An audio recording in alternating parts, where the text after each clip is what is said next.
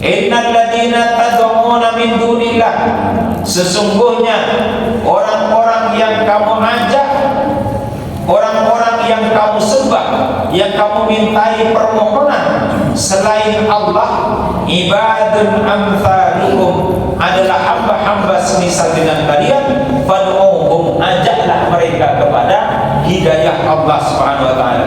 Falyastajibu lakum in kuntum shadiqin. Kalau mereka punya akal yang sehat, punya akal yang benar, maka kalau kalian ajak mereka kepada sesembahan, yaitu menyembah kepada Allah Subhanahu wa taala, pasti mereka akan mengikuti ajakan kalian untuk menyembah kepada Allah Subhanahu wa taala. Jika mereka memiliki akal yang sehat, jika mereka menggunakan akalnya dengan baik. Alahum arjulum yansuna biha, apakah berhala-berhala itu punya kaki? Yansuna biha, yang dengan kaki itu dia berjalan. Amlahun aidin yabtisuna biha, apakah berhala-berhala itu punya tangan? Yang dengan tangan itu mereka memegang.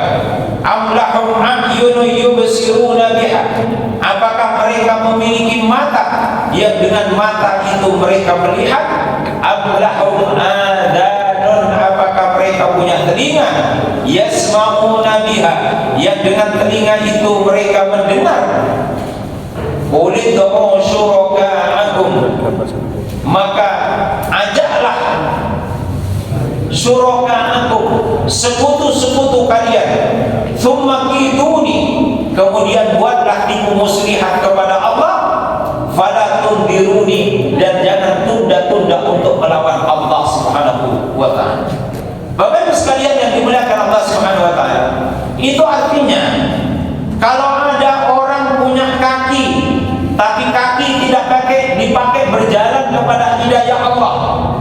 Kalau ada orang punya tangan, tapi tidak digunakan tangannya untuk berbuat baik, dan ada orang yang punya mata, tapi mata yang tidak dipakai untuk melihat kepada sesuatu yang baik, dan mereka punya telinga, tapi telinga mereka tidak digunakan untuk mendengar yang baik-baik, maka kualitas orang itu sama dengan berhala.